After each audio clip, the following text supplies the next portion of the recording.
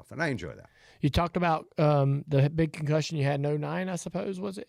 Is that the only time? I'm sure you've been banged around and rung your bell multiple times. We all go through those. Yep, it was by far the worst. I shouldn't have lived through that for one. Really? I can't remember the guy's name. That I think he was with GM, and he was one of the safety guys, and he had passed away not long. I can't. Probably about 8-9 years ago, whatever. Maybe not been that long ago. Anyways, I did have a computer in the car, and I just like the aim system for the gauges, stuff like that. And NASCAR came and looked at the car after this wreck, and they took the computer, and he had said that he's never seen a spike straight up. Well, the computer only went to 100 Gs, but it was straight up. He goes, it's always on an angle. He says, this thing was straight up. He goes, I can't guess. I can't even guess what that would have been after they came and looked at the car and everything. Yeah. I mean, it was tore up. It was pretty bad, but I had broke a lot of stuff. I mean, I was in ICU for 4 days. I mean, I don't think it was one of those touch and go things, but I mean, it was my lung, my kidneys, and all that were in pretty bad shape. Yeah. Same with the, I guess, knocking my head. I mean, I was bleeding out of my ear, all that fun stuff. But I have my moments. Yeah.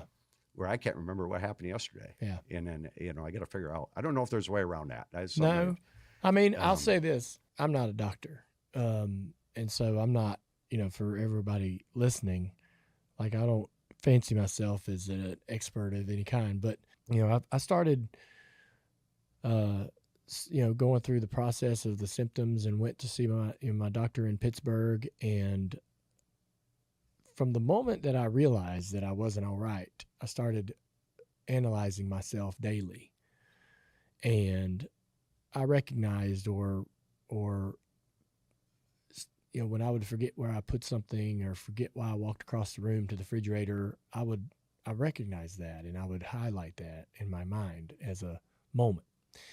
And I went to him, I'm going to him through this process and telling him everything. I'm trying to be as transparent as possible. And man, the other day I did this, the other day this happened, the other day I turned my head and I felt this and I forgot this and forgot that. And he's like, you can't put every single thing that happens in the concussion bin. Just because you forgot where your keys were doesn't mean that's a concussion related thing.